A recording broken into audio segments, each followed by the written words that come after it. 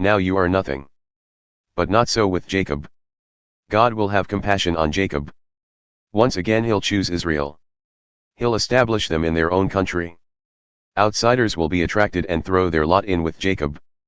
The nations among whom they lived will actually escort them back home, and then Israel will pay them back by making slaves of them, men and women alike, possessing them as slaves in God's country, capturing those who had captured them, ruling over those who had abused them.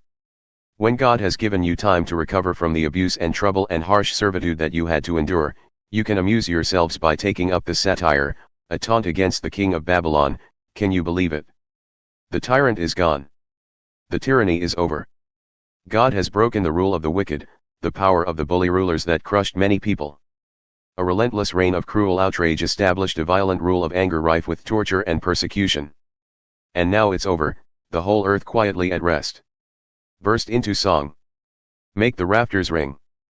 Ponderosa pine trees are happy, giant Lebanon cedars are relieved, saying, since you've been cut down, there's no one around to cut us down. And the underworld dead are all excited, preparing to welcome you when you come. Getting ready to greet you are the ghostly dead, all the famous names of earth. All the buried kings of the nations will stand up on their thrones with well-prepared speeches, royal invitations to death. Now you are as nothing as we are. Make yourselves at home with us dead folks. This is where your pomp and fine music led you, Babylon, to your underworld private chambers, a king-size mattress of maggots for repose and a quilt of crawling worms for warmth. What a comedown this, O Babylon! Daystar, son of dawn. Flat on your face in the underworld mud, you, famous for flattening nations. You said to yourself, I'll climb to heaven. I'll set my throne over the stars of God. I'll run the assembly of angels that meets on sacred Mount Zaphon. I'll climb to the top of the clouds. I'll take over as king of the universe. But you didn't make it, did you? Instead of climbing up, you came down, down with the underground dead, down to the abyss of the pit. People will stare and muse, can this be the one who terrorized earth and its kingdoms, turned earth to a moonscape, wasted its cities, shut up his prisoners to a living death? Other kings get a decent burial, honored with eulogies and placed in a tomb.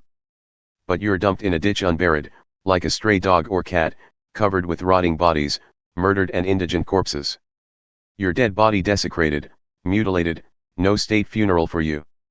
You've left your land in ruins, left a legacy of massacre. The progeny of your evil life will never be named. Oblivion. Get a place ready to slaughter the sons of the wicked and wipe out their father's line. Unthinkable that they should own a square foot of land or desecrate the face of the world with their cities. I will confront them, decree of God-of-the-Angel-Armies, and strip Babylon of name and survivors, children and grandchildren. God's decree. I'll make it a worthless swamp and give it as a prize to the hedgehog. And then I'll bulldoze it out of existence. Decree of God-of-the-Angel-Armies. Who could ever cancel such plans? God-of-the-Angel-Armies speaks, exactly as I planned, it will happen. Following my blueprints, it will take shape. I will shatter the Assyrian who trespasses my land and stomp him into the dirt on my mountains.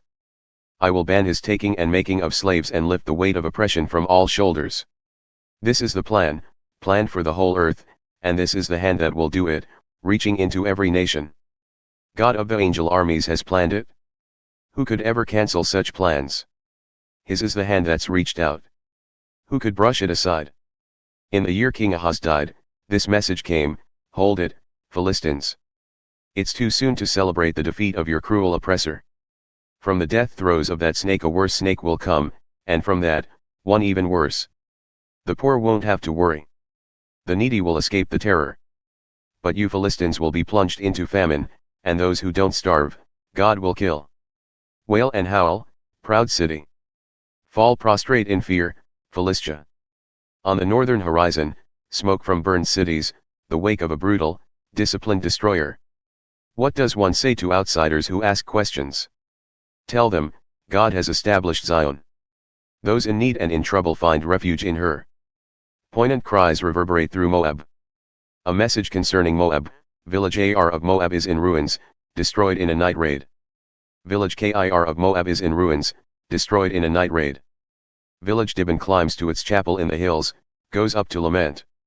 Moab weeps and wails over Nebo and Medba. Every head is shaved bald, every beard shaved clean.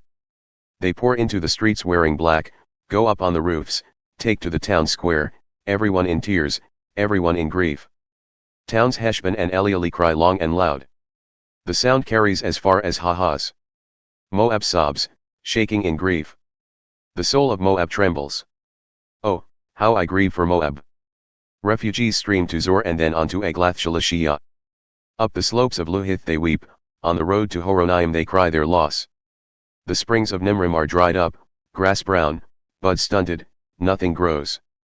They leave, carrying all their possessions on their backs, everything they own, making their way as best they can across Willow Creek to safety. Poignant cries reverberate all through Moab, gut-wrenching sobs as far as Eglaim, heart-racking sobs all the way to Bir Elim. The banks of the Dibon crest with blood, but God has worse in store for Dibon, a lion to finish off the fugitives, to clean up whoever's left in the land. A new government in the David tradition. Dispatch a gift of lambs, says Moab, to the leaders in Jerusalem, lambs from Selah sent across the desert to buy the goodwill of Jerusalem. The towns and people of Moab are at a loss, new hatched birds knocked from the nest, fluttering helplessly at the banks of the Arnon River, unable to cross. Tell us what to do, help us out. Protect us, hide us. Give the refugees from Moab sanctuary with you. Be a safe place for those on the run from the killing fields. When this is all over, Judah answers, the tyrant toppled, the killing at an end, all signs of these cruelties long gone, a new government of love will be established in the venerable David tradition. A ruler you can depend upon will head this government, a ruler passionate for justice, a ruler quick to set things right. We've heard, everyone's heard. Of Moab's pride, world famous for pride, arrogant, self-important, insufferable, full of hot air. So now let Moab lament for a change, with antiphonal mock laments from the neighbors. What a shame! How terrible!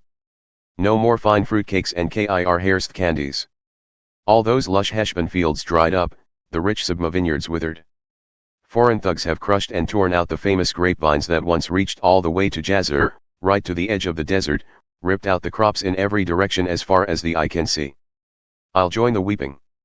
I'll weep right along with Jazer, weep for the Sibma vineyards. And yes, Heshbon and Elealeh, I'll mingle my tears with your tears. The joyful shouting at harvest is gone.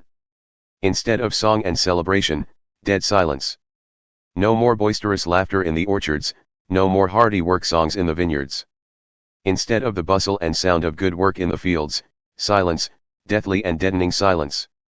My heartstrings throb like harp strings for Moab, my soul in sympathy for sad kir-hares. When Moab trudges to the shrine to pray, he wastes both time and energy. Going to the sanctuary and praying for relief is useless. Nothing ever happens. This is God's earlier message on Moab. God's updated message is, in 3 years, no longer than the term of an enlisted soldier, Moab's impressive presence will be gone, that splendid hot air balloon will be punctured, and instead of a vigorous population, just a few shuffling bums panhandling handouts.